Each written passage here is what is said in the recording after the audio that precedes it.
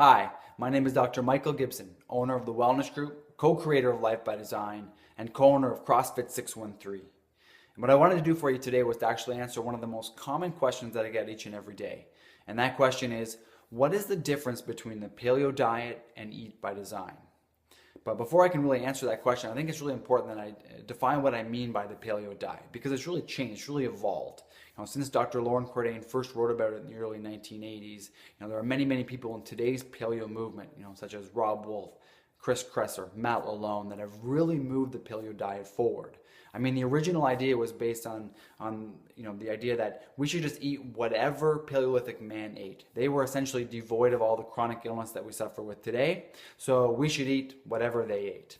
And there are many flaws that are beyond the purpose of this video, with that logic. But what I've loved to see is that these new leaders have really plugged the holes in the logic, in the gaps where science and what Paleolithic man, science just told us different things. And so I've loved the fact that these guys have really pushed and moved this movement forward. The paleo diet has really changed and evolved based on what we know in the most current literature, and I think that's a really great thing. So when we start to compare the paleo diet 2.0, as I like to call it, today's current paleo framework with Eat by Design, the actual foods involved, there's really not a whole lot of difference. I mean, when it really comes down to it, there's both recommend a ton of healthy organic vegetables. Both recommend a whole bunch of healthy animal products, living their by design lives and eating their by design diets, fruits, nuts and seeds in moderation.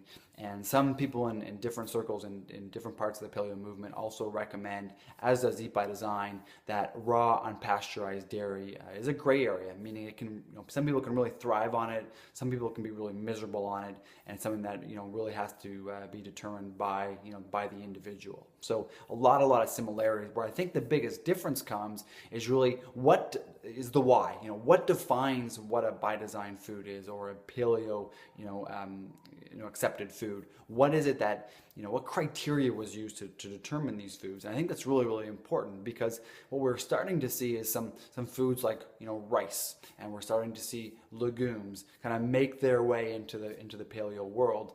And I think that's where some of the bigger differences are gonna continue to or start to be seen, because as I'm going to mention here, I'm going to share with you the 4 criteria that we've used to identify what foods are actually Eat by Design.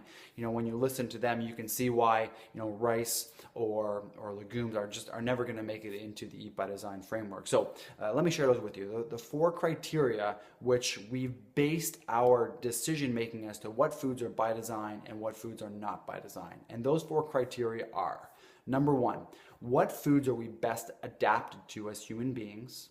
Number 2, what foods are most nutrient dense? Number 3, what foods have the least toxicity? And number 4 is essentially what foods are going to help move our genetic expression to its greatest potential. What foods are going to help us really thrive as human beings. It's not about what foods can we get by with. Can we get by, preparing legumes, soaking them, all that stuff? Can we get by eating them? Is there a lot of toxicity? Probably not. But are they really nutrient dense?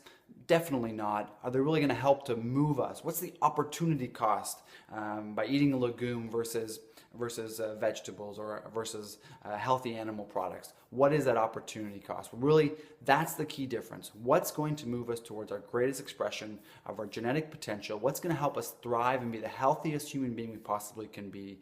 That's the defining factor between Eat by Design and the paleo diet. Now, there are so many intricacies to this that would actually, well, we will go into them. We're going to go into them next Thursday. That is May 8th.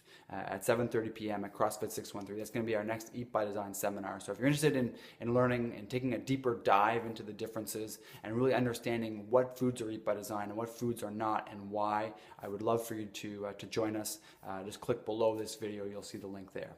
Hope that was helpful. Hopefully that clears up some of the confusion between the differences between the paleo diet and Eat by Design. If you have any questions, please post them below and I'll be sure to answer them personally.